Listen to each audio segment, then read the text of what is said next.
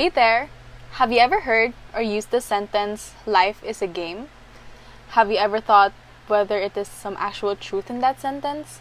Well, whether you have or have not, I am here to tell you that real life indeed is a game. When a student decides which elevator to take in order to get to the floor of her class, the situation the student is in is called a game, and the student, who is the participant of the game, is referred to as the player.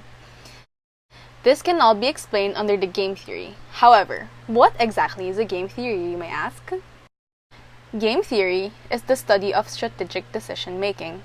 It is based on the idea that many interactions, which does not necessarily have to be an actual game, such as beauty pageants, elections, and wars, can be treated and analyzed like games. It can be applied and used in various subjects such as economics, psychology, and many more. But of course, just like in any game, there are players, a set of action that each player must choose from and do, and a payoff function that depends on the choice of the player. This is considered as the mathematical formulation. It is important to note that the action performed by the players are called moves, while a sequence of moves is called a strategy. There are also two ways that a game can be illustrated. One is in a form of a tree diagram, wherein each strategic point is shown as a branch point. This is what you call an extensive form. The other form is called a normal form. What makes it different from the other form is that this is represented by a table of numbers with the strategies listed along the margins of the table and the payoffs for the participant in the cells of a table. Either this form can be used and applied in any game. It will depend on the situation or the person what form will work best. The game theory doesn't stop there. That was only the beginning of the theory. Wouldn't it be boring if all games and the situations you were in were the same? Wouldn't you want some variety in games or experience different situations in life? Well, that is why games have different classifications. For there are games, whether they are actual games or real-life situations that are different, there are a total of 8 classifications for games. 2 or more players that play a game at the same time that only perform one move that has to be done simultaneously, such as rock, paper, scissors, is what you'd classify as a simultaneous game. In contrast, a game where 2 or more players need to wait for their turn in order to make a move, such as playing the game Uno, a card game, this is what you'd classify as a sequential game, since there are no 2 or more players that make a move at the same time. Randomness is another classification of game wherein a random event can influence the outcome of the game. In other words, it is when you play in a situation that is unpredictable.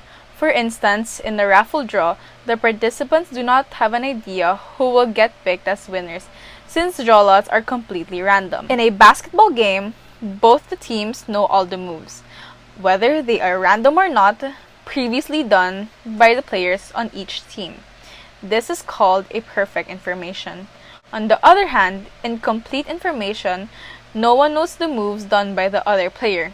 However, each player knows the structure of the game, the order in which the player will make their move, the possible strategies, and the possible outcomes that can happen for each player. An example is a debate contest. Since every player knows the structure of the debate, the possible arguments that will be used, and the possible outcomes that can happen, however, no one knows the initial argument will be used. There are also 2 classifications of game that oppose each other, which are cooperative and non-cooperative. In a cooperative game, this is where players work together to find a solution to their problem and help each other make decisions. For instance, in a business, there will be those who will partner up with each other to further advance and grow their business. Meanwhile, a non-cooperative game is when players make decisions on their own without the help of other people. An example of this is the question and answer portion of a beauty contest. Since in this portion, no one can help cooperate with each other, all contestants have to come up with their own answers. Last, but certainly not the least, is the zero-sum game. This is when the sum of all payoffs of every player is equal to 0. Matching pennies is an example of this classification because the gain of a player is the loss of another. Thus, once the payoff of the players are combined, it results to 0. Once again, these are the classifications of game. Hopefully, you learned a thing or two on this topic. However, our topic does not end on game theory. There will be another topic discussed which we believe will benefit you since it has something that is used in real life. The topic is credit card basics. Whenever we get anywhere near the thought of credit cards, the instincts most people would have is to stay away or veer clear from it. Most people are afraid of getting credit cards because they think that it could do more harm than good. Yet actually, it's pretty awesome to use one if you know how to. And that's what I'll be teaching you today. Let's start with the basics. A credit card is a plastic card that contains information and authorizes the person whose name appears on it to charge purchases or services to his or her account for when he or she will be billed later. Sounds like a dream, right? Get what you want now and pay for it later. It actually really is. Some would think, oh, what if I lose track or overspend? This is where I come in. Using a credit card in literal terms is pretty easy. Just insert it into the card machine, swipe or tap, and you're good to go. But this is a bit more intricate than that. Credit cards have limits. When you use a credit card, you have to spend within those limits. Pay off your credit card bills before they are due if you can. This creates a good reputation with your bank and the companies you purchase goods from. An excellent reputation and line of cards can help you get discounts, make you eligible for better interest rates, and improve your chances of making dream purchases.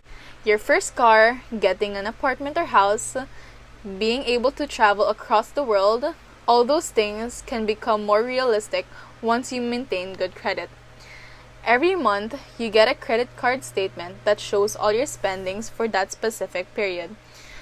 From then, you will have a grace period to pay the due amount in full or make a minimum payment. If you pay the bill in full, you won't have any interest changes or late fees. However, if you only make minimum payment, usually 1% of the total balance or total interest, you will carry the balance over the next month and also be charged interest. It is vital that you keep receipts of all your purchases so that you can ensure nothing on your credit card looks unfamiliar. If something looks off, call your bank as soon as possible. Credit cards are a great way to help you organize your expenses and keep them at the premium as well. If you are not a math major and don't have the time to enter your expenses in a book, your credit card keeps a record of all your purchases. It provides a mirror of sorts of your spending habits, and if you don't like those habits reflected onto you, it is time to change your approach on money. But what benefits are there to having a credit card? After all, it's not your money, and borrowing money can be an uncomfortable feeling. But these cards and the banks they're attached to are there to lend a helping hand. They offer top-of-the-line security which prevents you from being a victim of fraud or identity thief. Many purchases also require a credit card. For example, credit cards are best suited for online shopping, booking flights, and they are ideal for travelers because they can use this in other countries. Credit cards require diligence and trust, helping you become more responsible with your money despite the ease of accessing and independence it provides. These cards are part of a partnership between you and the banks who loan you the money. If you can pay off your credit cards and use it only when necessary, that partnership can be a fruitful one. When is the best time to get a credit card? When you're ready, and if you think you're ready now, these basics should help you understand what you're getting into. Good luck!